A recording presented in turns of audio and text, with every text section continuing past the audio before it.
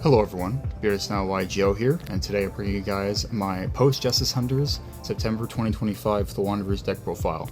I understand that this format is a little bit different, but due to a bunch of different technical difficulties that have gone in the background, this is currently the only way that I can record a deck profile until I get things fixed. So, thank you everyone for your patience in regards to the length in between deck profiles, and obviously the change in format. Doing it this way, obviously it's going to show all of the cards that are included in the deck profile, so let's just pretend that we don't see them all. One more note before I start, I've noticed that people on YouTube are starting to be a bit more detailed with the deck profiles, based on the fact that A, it's more helpful, and B, there are a decent amount of new players and they may not understand what these cards do.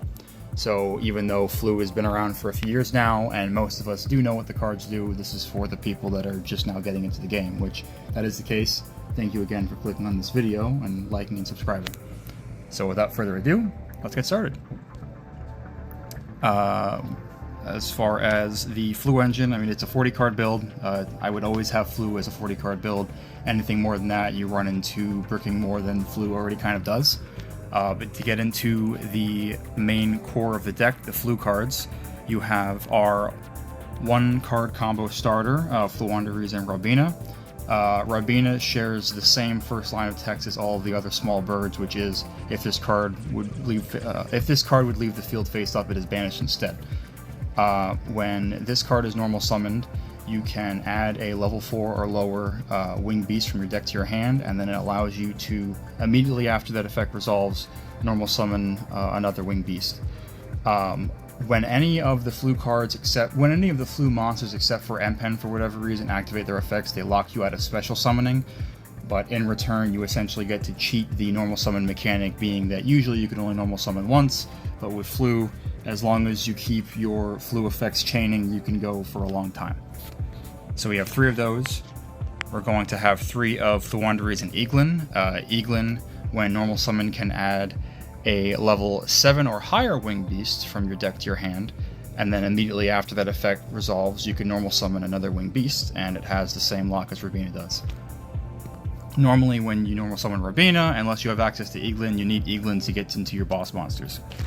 Other targets for Robina would be Floowandereeze and Stree, which when this card is normal summoned, you can banish a card from either player's graveyard, and then after that effect immediately resolves, you can normal summon another winged beast. This is good for A, getting rid of your opponent's resources from the graveyard, or B, which, I mean, you probably do both just as much.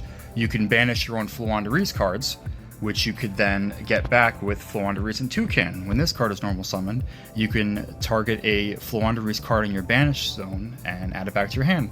After that, you can then get another normal summon. So between these 4 little birds, you can chain with them and get different effects, build your resources, get rid of your opponent's resources. It's a pretty good grind game. The normal boss monster you'd usually be searching, or at least searching first off of Eaglin, is Floowandereeze and M-Pen. If this card is tribute summon, you could add 1 Floowandereeze spell trap from your deck to your hand, and then immediately after this effect resolves, you could normal summon 1 monster. This M-Pen also has, I guess which is why he's the boss monster, he has a very powerful effect where your opponent cannot activate activated effects of their special summon monsters that are in attack position, which is very good last format. When Malice was, I mean, Malice is still around, but Link decks, this is kind of the Link deck killer. Normally this is one of your end board pieces that you'd be ending on, and you're going to be constantly looping back with Stree and Toucan on your opponent's turn. This M-Pen also has another effect where it's a quick effect. Whenever this card battles an opponent's monster, you could banish 1 card from your hand and then essentially cut the stats of your opponent's monster in half. So M-Pen can swing over anything that's, or at least tie with anything that's 5200 attack or less, which is pretty crazy. The other targets you'd have for your Eaglin that you'd be searching would be Rise of the Mega Monarch, which you can tribute summon this monster by tributing a tribute summon monster like M-Pen, for example, if you have a way to recycle it, but generally speaking, you want to keep M-Pen on your field as long as you can. you know, obviously you can loop him and continue to get his effects and get it back on the field, but it's important to keep him on the field as long as you can. But Ryza, you don't have to tribute with just one monster, but it can be. This card is tribute summon. You could target one card on the field and one card in either graveyard. Also, if this card was tribute summoned by a win monster, you could target an additional card on the field. Place the first targets on the top of the deck in any order. After that, return the additional target, if any, to the hand. So this can loop your non-Floowandereeze resources from your graveyard, stacking it back onto your deck, which you could then draw into with a card I'll show later on, or just by top decking. It's another way to out resources in your opponent's graveyard, as well as breaking boards. Another very important end piece, and another card you'd be looping several times as long as you're able to play the game, is Apex Avian. Once per chain, when a card or effect is activated, quick effect, you could target one Mist Valley card you control, which usually would only be this one. Return that target to the hand. If you do, negate the activation. If you do, destroy the card. This is the only way that Flu has a Omni Negate. If you have your full end board, you're usually ending on M-Pen and Avian here, and with cards that I'll show later on, during your turn and your opponent's turn, as you normal summon, you can essentially end on 2 to 3 Apex Avians, or should I say resolve 2 to 3 Apex Avian effects per turn, which is very powerful. The main consistency piece, I should say. Sorry, it's been a while since I've been talking over the camera, so I apologize. Floowandereeze and the Magnificent map. During your main phase, you can reveal one level 1 Floowandereeze monster, so any of your little birds, and then you could banish one Floowandereeze card with a different name from your deck. Then, immediately after this effect resolves, normal summon the revealed monster. So this gives you an additional normal summon that is completely separate from your normal summon, or the additional normal summons your Flu cards give you. This also gets you into any of the other little birds you would need. Let's say, for example, Stree or Eaglin or Toucan are very good cards, but if that's the only little bird you have, you can't really do anything. So this card gets you into your other birds, and also gets you into other Floowandereeze spell traps that you could then get back with Toucan. This card has an additional effect that if your opponent normal summons a monster, immediately after this effect resolves, you could normal summon a Floowandereeze monster. So this is one of 2 ways that will get you to normal summon. Essentially, you're doing the same thing during your turn and your opponent's turn. This is a consistency piece during your turn and extension, as well as interaction during your opponent's turn. Going forward, and that's why we have 3 of those, because Flu, obviously, with Rabina technically being the only 1-card starter, this is a very important card. You want to always get to it if you can. One card you can either add off of M-Pen or banish off of the field spell would be Floowandereeze and the Advent of Adventure. This is a card that came out within a year of Floowandereeze's original release. This is a great support card that helps with consistency.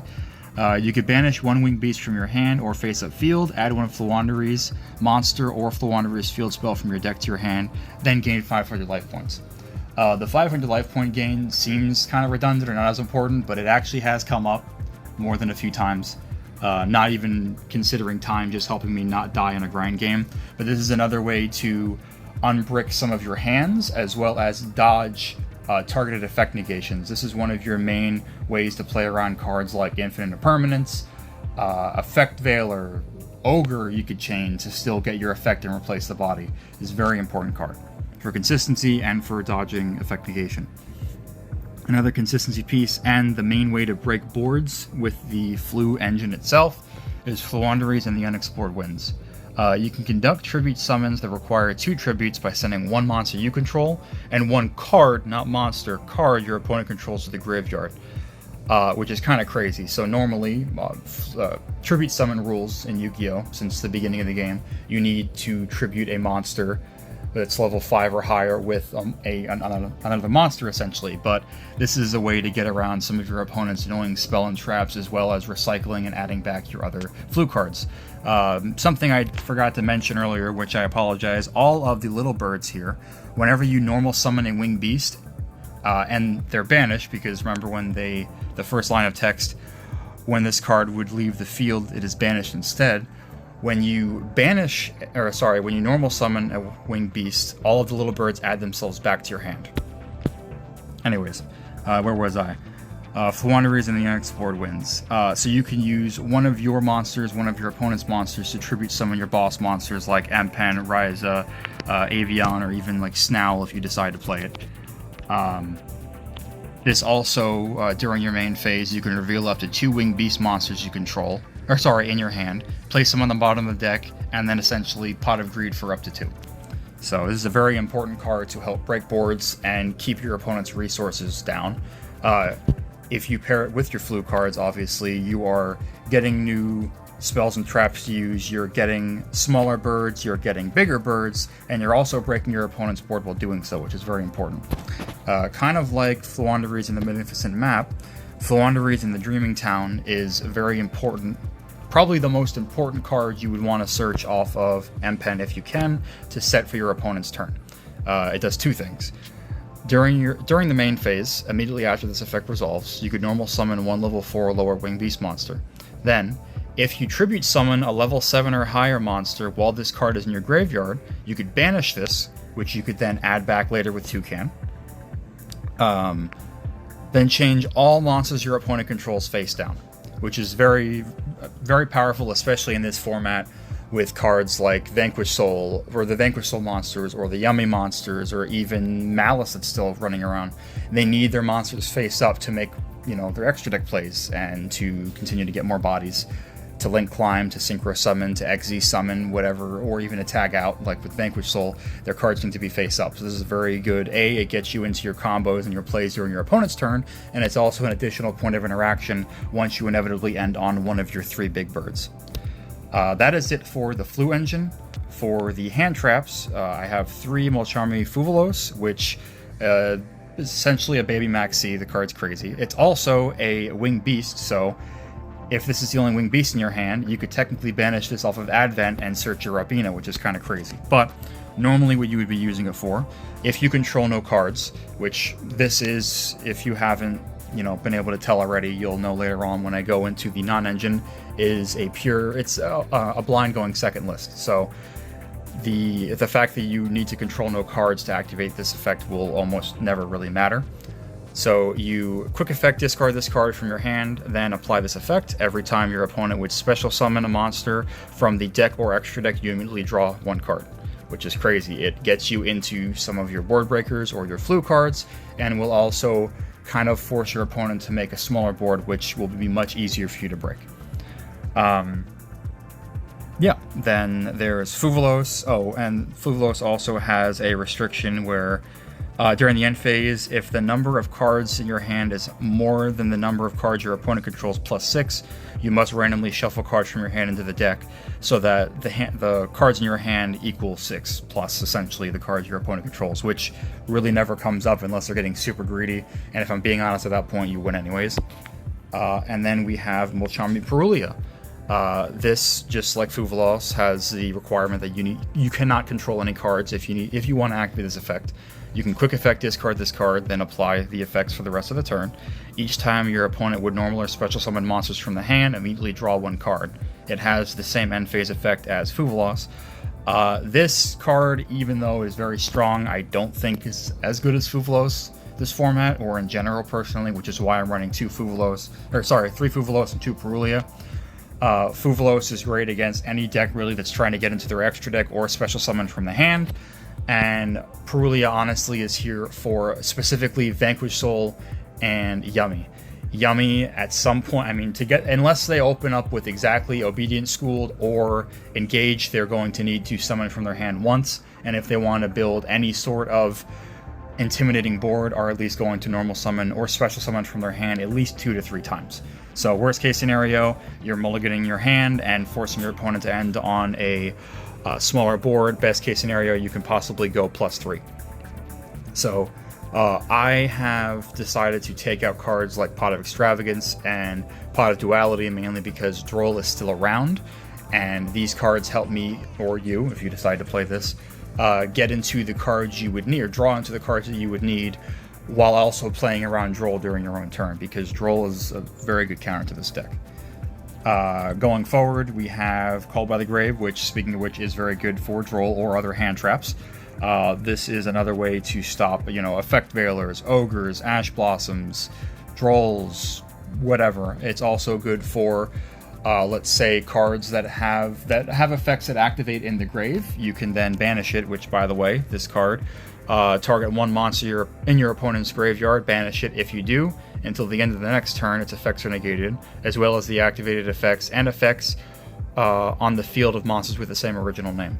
So let's say your opponent is playing Vanquish Soul and they rock with the Vanquisher to add a Holly Sue back, but they also have a Holly Sue in their hand. Not only are you banishing the Holly Sue and that resource in the graveyard, but if they have that card in their hand, they can't activate it for the rest of the turn and the turn after, which is very, very strong. Next we have Swallow's Calorie, which is essentially like a baby version of Advent. You can tribute one winged beast in your hand or face-up field, and then you could add one winged beast monster from your deck to your hand with the same level as a tributed monster. So, for example, if you end on any of these other birds that aren't ones that you need, you can grab them. Let's say there are lines where you're searching for several M-Pens. You could banish your own M-Pen, add it back with Toucan, and then get it again, or normal summon it again, assuming you have enough bodies on board to make a second one. But this is predominantly used as a consistency piece, and also kind of like Advent, it's a way to get around targeted negation, like Veiler and Imperm, for example. It's a very good card. Next, we have Triple Tactics Thrust, which is a very important card in this deck. Triple Tactics Thrust says, if your opponent activates a monster effect during this turn, you could set one normal spell trap directly from your deck except itself, or if your opponent controls a monster, you can add it to your hand instead. This is a very flexible card. This is any normal spell trap that can be played in the game that is playable and isn't banned, obviously. You can search from your deck, which is crazy. This is a consistency piece. This helps break boards. This helps set up floodgates for your opponent's turn. It's a very versatile card, and it's a very good card in Flu. So the rest of the main deck are going to be Triple Tactics Thrust targets. We have Terraforming. Terraforming, if you don't know, adds another field spell from your deck to your hand. It's essentially a fourth copy of the Magnificent Map, which is very important for consistency and follow-up. We have Pot of Prosperity, which unfortunately is out 1. This was a very, very good card in general, and thanks to decks like Tempai at the time, it's been limited to 1. This card says you could banish either 3 or 6 cards from your extra deck face down, and then for the rest of the turn after this effect resolves, any damage your opponent takes is halved, which really doesn't matter because Flu is an OTKing regardless, most of the time at least. Also, excavate cards from the top of your deck equal to the number of banished cards. Add one of the excavated cards to your hand, place the rest on the bottom of the deck in any order. So with Flu, the extra deck really doesn't matter. So this card essentially says, by getting rid of the extra deck cards that we would use the least, which we're not really ever going to get into anyways, we can look at the top 6 cards of our deck and add whichever one we want to our hand, which is insane. It's a very good consistency piece. Another good consistency piece and board breaker is Triple Tactics Talent, which is a very good card, also limited to 1. A shame we can't have more, otherwise I might play more than 1, honestly. This card says, if your opponent activates a monster effect specifically during the main phase, so Thrust is at all during the turn, but Talents is during the main phase, so it's very important to remember that. You could activate one of these effects. You could either draw 2 cards, Pot of Greed. You could either Change of Heart, take control of one monster your opponent controls until the end of till the end phase, or I think it's Delinquent Duel, I forget what the retro card was. It's banned now. Look at your opponent's hand, choose one card from it, shuffle it into the deck. You could activate one of any of these 3 effects. It's a very versatile card and very good to get over cards that cannot be targeted, or another good way to get another body so you could tribute to make your big birds. Next we have my personal favorite board breaker of the format, and one of my personal board breakers in general, Dark Ruler No More. Negate the effects of all face-up monsters your opponent currently controls until the end phase. Also, for the rest of the turn after this effect resolves, your opponent takes no damage, and neither player can activate monster effects in response to this card's activation. So, let's say your opponent has multiple on-field monster negates set up. They can't respond to either of them. This is a very good way to essentially punish your opponent for building crazy wombo combo boards. This is very good right now, specifically against Yummy, because they usually end on Herald of the Arclight, which is an Omni Negate, and several ways to interact with your cards via Snatchy to Synchro Summon during your turn, or the synchro effects of the Yummy cards that bounce themselves to the extra deck to special 2. It's a very chaotic deck. I mean, I personally love the deck. It kind of reminds me of Flu, but this card is very good against that because most of their interaction is late on the field, and it's very layered, but most of them involves monster effects, so this is very good. It's also not once per turn. So let's say if you're able to activate this, or you open 2 and they are able to push through and get more monster effects on the field, you could literally just thrust into another one and activate it again. Or use Winds to draw up to 2 and then activate it again. It's a crazy card. Next we have Harpy's Feather Duster, which is very simple, very old card. Destroy all spells, traps your opponent controls. This is very good for, let's say, Vanquish Soul. They have the Trap set and Start, which the field spell is a consistency piece, an extender, and also a protection. I believe it's battle and card destruction effects. And in general, Flu can be very weak to back row sometimes. Let's say if they have several Imperm set or Floodgates set, this is one of your main ways to out it. It's very good. Next we have Lightning Storm, which is at 2, but I'm deciding to play at 1. I like to have varied lines of interaction and board breaking in this deck, so that's why some of them are mainly at 1. If you control no cards, which again we're going second, so generally unless your opponent gives you one, we won't have cards at the start of our turn. You could either destroy all attack position monsters your opponent controls, or destroy all spells, traps your opponent controls, which again is very good for Floodgates, for very important back rows like the Yummy Field spell. Very good for, link decks like Malice, getting rid of the cards in the field. Punishing them essentially for not assuming that you're playing a blind second Flu list and getting rid of their monsters. Very versatile card. Another one of my favorite board breakers, and honestly I love pairing with Dark Luna more, is Evenly Matched. At the end of the battle phase, if your opponent controls more cards than you do, which generally they will, you can make your opponent banish cards from their field face down so they control the same number of cards you do. If you control no cards, you can activate this card from your hand. Usually, we would try to bait out interactions and then evenly match them. Again, Flu usually can't OTK by itself. It's usually something you kill over 2 turns, unless you like talents for a big monster. There are ways to OTK, but generally you're not doing it. So this is a very good way to, A, punish your opponent for committing into a very powerful board, and also gets rid of most of their resources, because a lot of decks, even if, let's say you Lightning Storm and stuff goes to the grave, they're able to bring them back. Evenly matched, I don't know if there are ways really to get cards back if they're banished face down, so it's a very powerful card, and is also not a once per turn, so if you're to draw into multiple and the first negated, you could just use it again. It's great, which has come up. It's very good. The last card in our main deck, which I am recording this after the Worlds in France. It concluded maybe an hour or 2 ago. As of right now, we don't have a ban list. I know cards or decks like Ryziel were abusing this as well, so I know kind of like Tempai in the past with Shifter and Pot of Prosperity. They like to hit decks in roundabout ways necessarily that doesn't hit the engine or doesn't kill the engine, so there is a high possibility that this deck is banned by the time this comes out. I certainly hope it isn't, but if it is, I will have a replacement that I'll talk about later on. But this is very good specifically in Flu because it requires you to control a Wind-Winged Beast, which if you haven't noticed, we have 1, 2, 3, 4, 5, and 3 of our end board pieces, all 3 of them are all winds.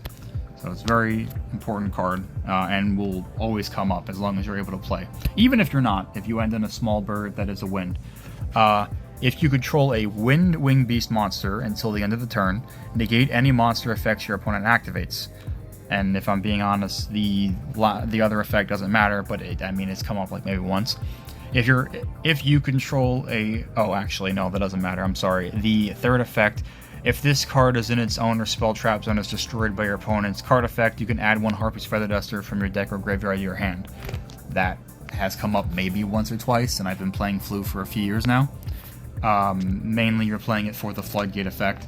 Let's say you are able to get a small wind bird on the field and your opponent drolls you and you have thrust. You could thrust in a Harpy's Featherstorm and punish them for stopping your plays. It's very good to...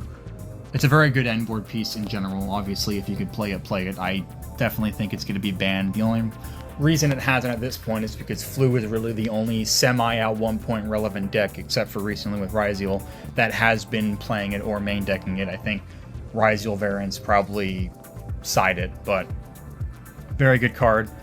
The only reason why I'm not playing more is because this is a blind second deck, and I would prefer to open up Engine and Board Breakers, but it's a very good card.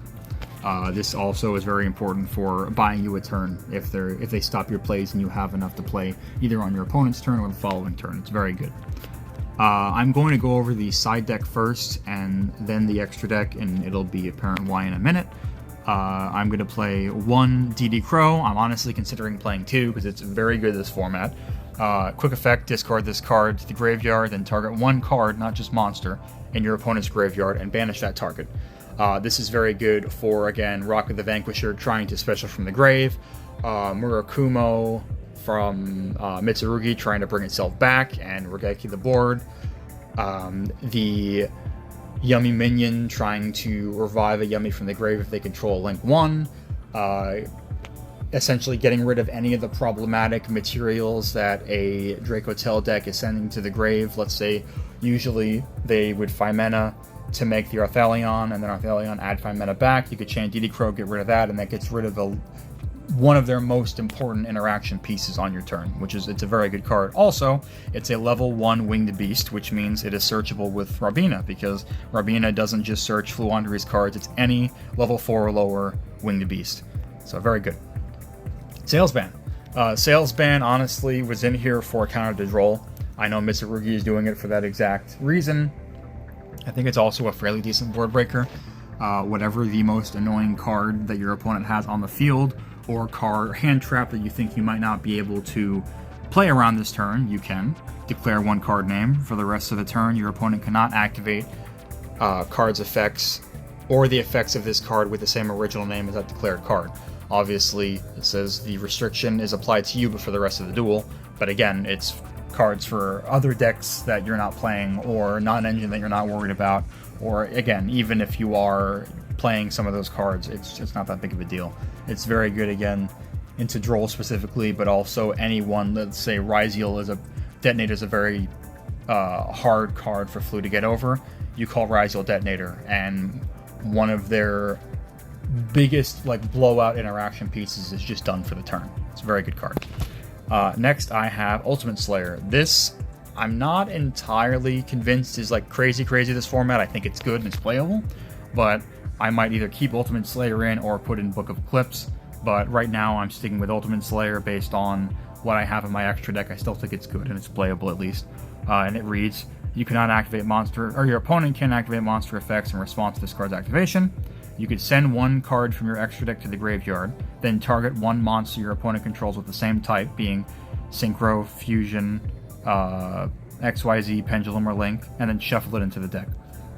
So this outs the most annoying monster your opponent controls, and then also sends a card from your extra deck to the grave that you could then essentially go +1 with interaction, which I will get into the targets later on. Now for the Floodgates. We have Dimensional Barrier, which everything going... Well, the next, I should say, Sales Ban, Ultimate Slayer, and the next two cards I'm talking about are thrust targets. We'd be siding them in for going first, or second with Sales Ban. Dimensional Barrier. If you don't know what this card does, you could declare one monster type, essentially the same as before with Ultimate Slayer. For the rest of the turn, you, the player, can special summon monsters of the declared type. Also, negate the effects of all monsters of that type that are on the field. Very good for Synchro monsters with Yummy, Fusion monsters with Dracotail, Xyz monsters with Canine and Vanquish Soul. Very good card. Probably also will be banned.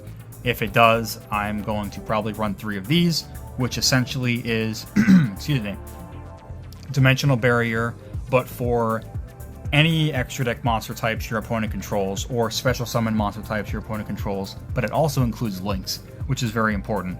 You flip this going first against a Yummy, and they control Snatchy and a Synchro, they just can't do anything for the rest of the turn.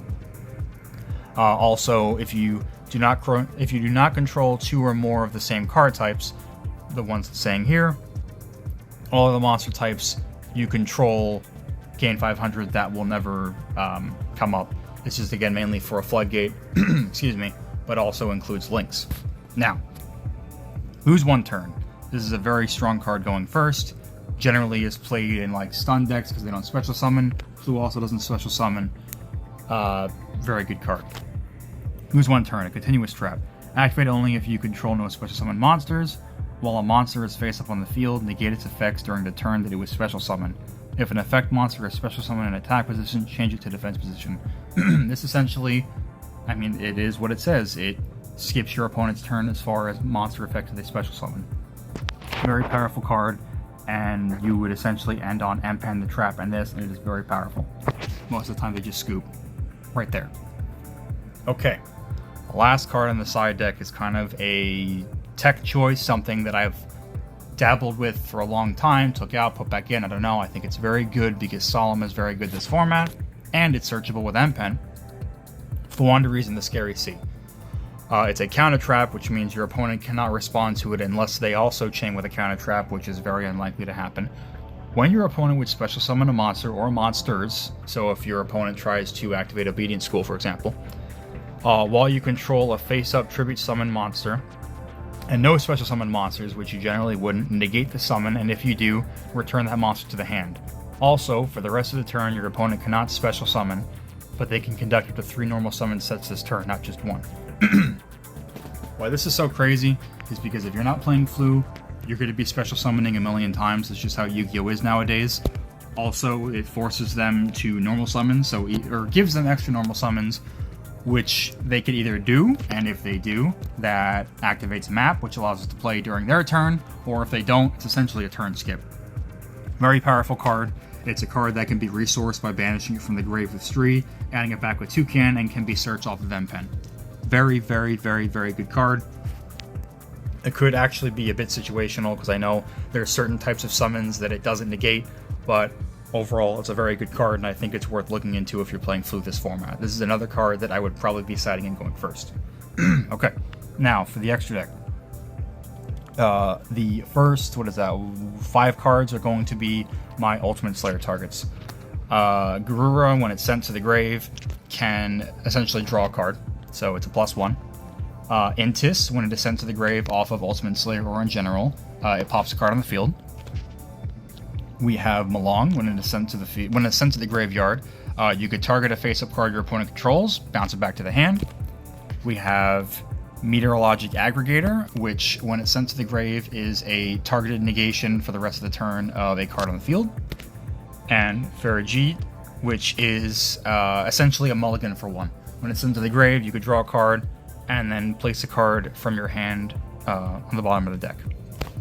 Everything else, kind of tech choices. There's stuff that technically could be summoned, but again, because all of the little bird effects lock you out of special summoning for the turn, it's rarely going to come up, but it could come up. We have Fucho, which essentially you could detach 2 materials for the rest of the turn. It cannot be destroyed by battle. Also, you take no battle damage involving attacks from this card. The reason why we play this, A, it's a bird, thematic relevance, but it is a Zeus line. We can play Fucho, battle with it. Main phase 2, go into Downer Magician. Downer Magician, during main phase 2, you can XZ summon this monster by using a rank 3 or lower monster you control as material. And then, Zeus over here says, which I'm playing the cool alt art, but obviously I'm not recording physically, so I can't show you. You can, not once per turn, quick effect, detach 2 materials from this card, send all other cards in the field to the graveyard. Again, it'll rarely come up, but it does. The reason why you go Fucho, Downer, Zeus is because in order to make, you would essentially, 1, 2, actually, normally it would give you an additional 2 materials, but obviously Fucho you need to discard 2. But it's a way to battle with an XZs to then rank up into Zeus, so you at least have a board wipe. I mean, there are some monsters that have 0 attack, but generally speaking, you're detaching 2 so it doesn't get destroyed. Oh, I don't know if I said, but with Zeus, you're able to XZ summon it once per turn if an XZ monster has battled this turn. So that's how you switch summon that. The last card that's actually would be playable is Starslayer Typhon, which if your opponent, during the previous turn, if your opponent special summons 2 or more monsters from the extra deck, you can also XC summon this monster by using 1 card you control with the highest attack. You could detach a material, bounce a card back to the hand, and then it has a Floodgate where neither player can activate effects of monsters with 3k or more attack on the field. This is pretty good against a lot of the Draco Tail boss monsters. If you're going up against Yummy and they have Minion up and all their Yummies are super huge, half of their effects aren't going to work. It's very good. Cuts off Caesar, very good card. Again, usually people play when their backs are against the wall. It's also a way to get rid of annoying effects, and again, the Floodgate effect is pretty nice. Last 2 cards. We have Super Dreadnought, Railgun Cannon, Gustav Max. I have done this combo, I think, 3 times since I've played Flu, but it's one of my favorite things to do, so I will put it... These last 2 cards are just funny. I mean, don't ever expect to do it, but I have OTK'd twice with this. It requires 2 level 10s, which M-Pen is. Where is it? Okay. Once per turn, you could detach a material, inflict 2k damage to your opponent, and then you can rank up into Juggernaut Lieb, which once per turn, you can XC summon this by using a rank 10 machine, which is Gustav Max. You could detach 1 material from this card. It gains 2k attack and defense. Also, for the rest of the turn, you can only declare an attack with this card. So, in a situation that almost never comes up, where you're able to wipe the board, your opponent's out of resources, and you're not locked at a special summoning, this is a way that you could OTK. You can burn for 2k, this is 4k, detach 2, bounce it to 6k, that's exactly 8k. Again, I've only done it twice. It's almost never going to come up, but you never use the extra deck, so it's, you know, it's just there for funny points. Also, I forgot about my link, so I apologize. The last of the extra deck is Relinquish Anima, which again will almost never come up, but it requires a level 1 monster, which are all of your small birds. And you could target 1 face-up monster this card points to that your opponent would control.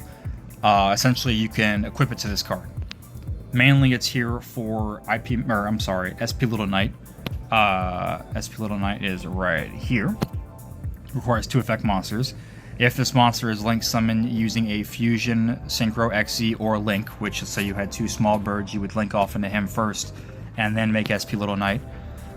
You can target 1 card on the field or in either player's graveyard, banish it, essentially for an extra point of interaction. But normally, when your opponent activates a card or effect, you could target 2 face-up monsters on the field, including a monster you control, banish both of them into the end phase. Which is another way, again, if your opponent, until the Doom of Dimension support comes out, your opponent is playing Yummy, getting rid of the field spell, getting rid of very annoying monsters or back row. It's also good at forcing interactions for targeting back row that are face down that you don't know what they are. It's a very good card. Usually people play it at 1.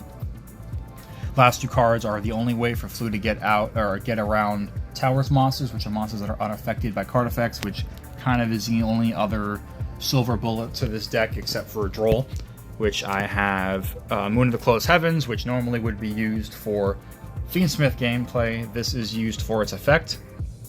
You can target 1 face-up monster your opponent controls that this card points to. This turn, if you link summon a level 5 or higher monster using this card you control, you can also use that monster you control as material. So you'll be using this and your opponent's monster to make, Underworld Goddess, which already lets you link summon this using a monster your opponent controls. So you could technically use 2 monsters your opponent controls. This link summon card is unaffected by your opponent's activated effect unless they target it.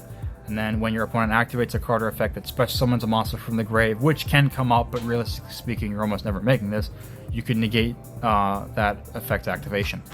Again, these are mainly just to get over towers, where in a grind game, if you're able to continue to keep at least bodies on the board, you could build up into her, then using extra bodies and monsters your opponent controls, go into Underworld Goddess, and sometimes swing for game. But yeah, I apologize if I'm kind of everywhere, and I apologize if you hear a bunch of background. I'm talking a lot, and my voice is a little hoarse right now. But yeah, that was my Floowandereeze deck profile for the Post-Justice Hunters format. Thank you everyone for watching. Sorry again if it got a little bit rambly. Please make sure to like and subscribe, and if you have any questions, any different tech choices that you like, please keep it nice in the comments, but I try to respond as fast as I can to everyone's comments. But yeah, thank you everyone. Also, we're almost at 500 subscribers, so thank you guys again.